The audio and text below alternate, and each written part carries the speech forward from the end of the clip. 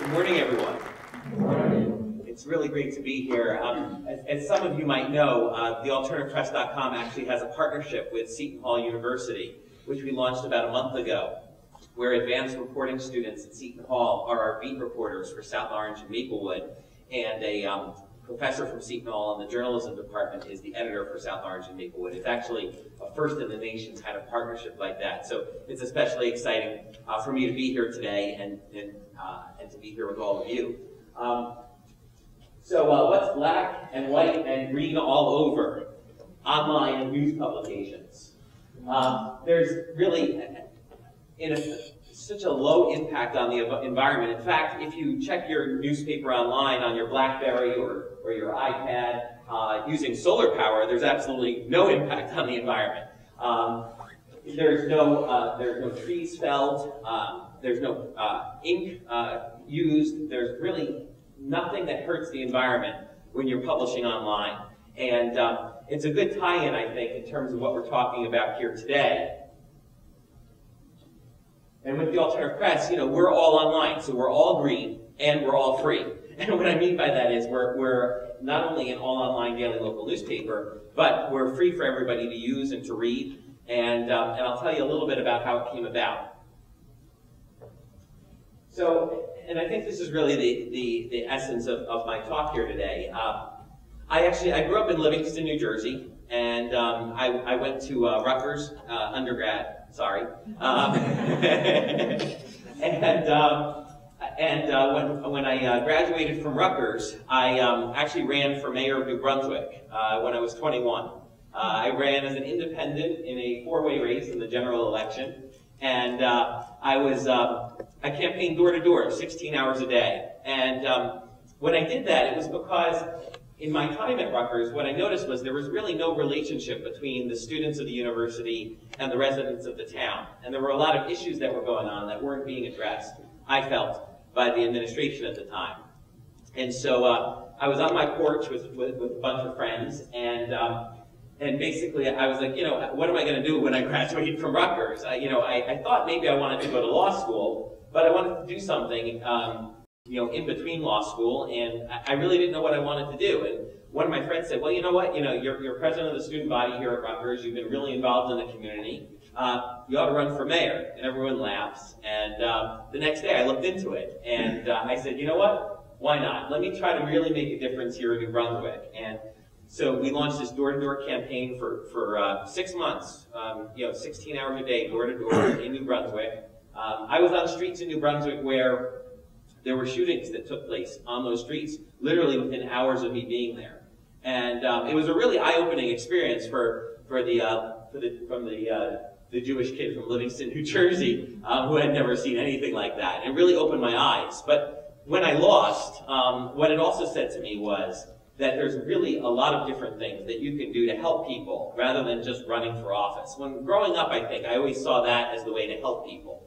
And that was why I had run for mayor of New Brunswick, was how I could help the residents of New Brunswick and help the community.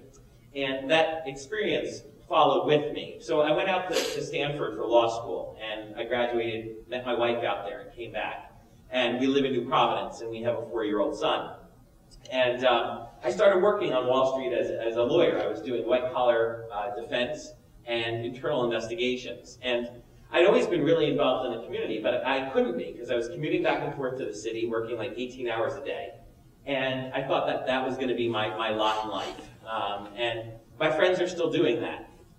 And what wound up happening was, when my son was 1 year old, thankfully everything turned out fine, but we found out that he needed open heart surgery. And it really changed everything. Because during his whole first year of life, I barely saw him. I probably saw him a dozen times during his whole first year of life.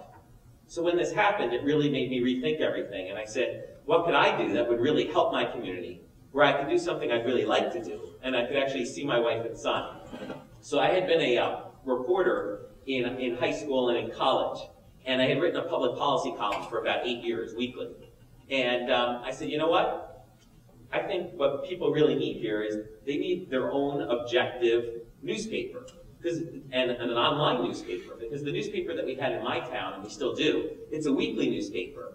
And it's a hard copy newspaper. So if there's a you don't find out about who won the high school football game until a week after it happened. Or if there's a criminal on the loose in your neighborhood, you don't know until, the next week. And then you're like, oh my God, like, why didn't anyone tell me this?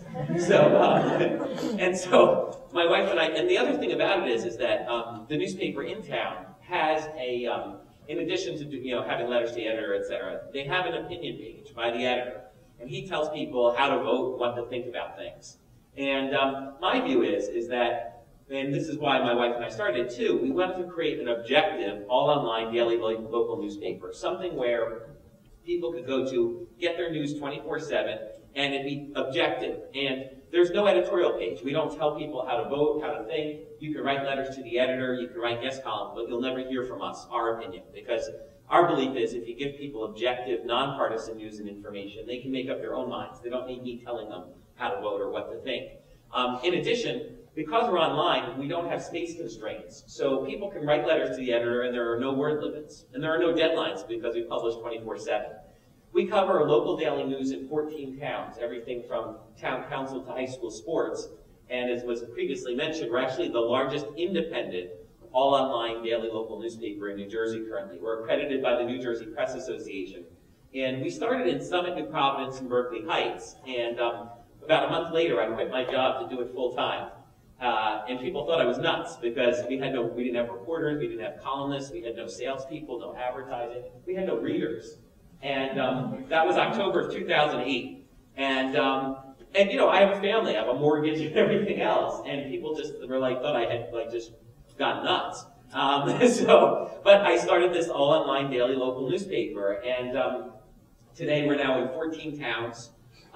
We have over 200 paid freelance reporters on staff. We have 30 columnists. We're in 14 towns. We had over 400,000 people read the site last year.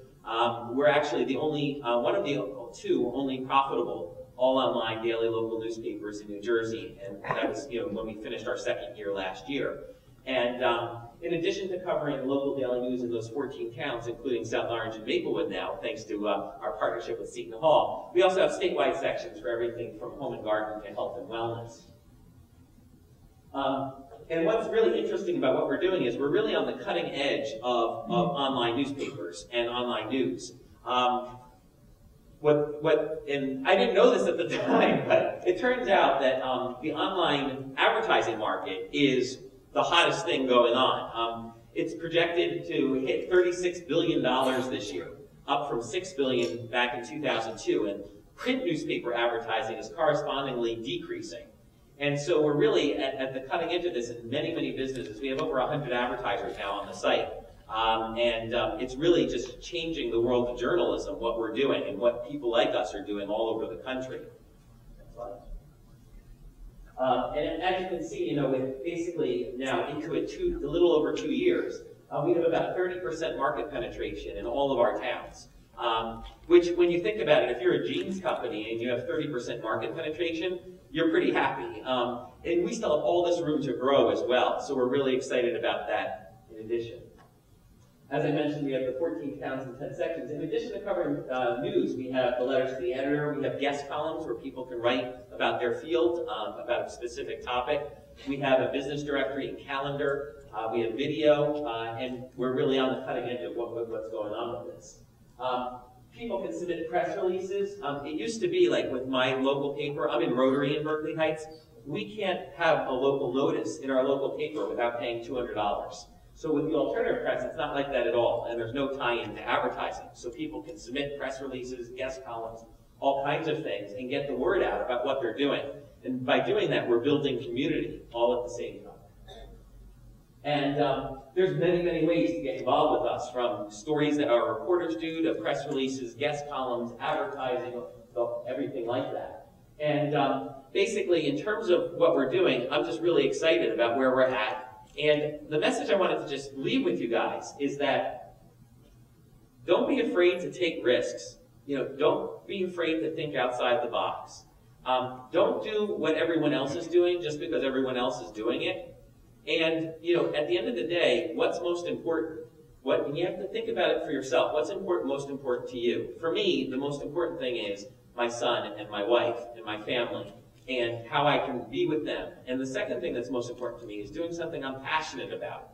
And hopefully you got that from me today. I'm really passionate about what we're doing with this. And those two things, I think, are really good guiding principles for everybody. And with that, I wanted to thank you all for having me here today.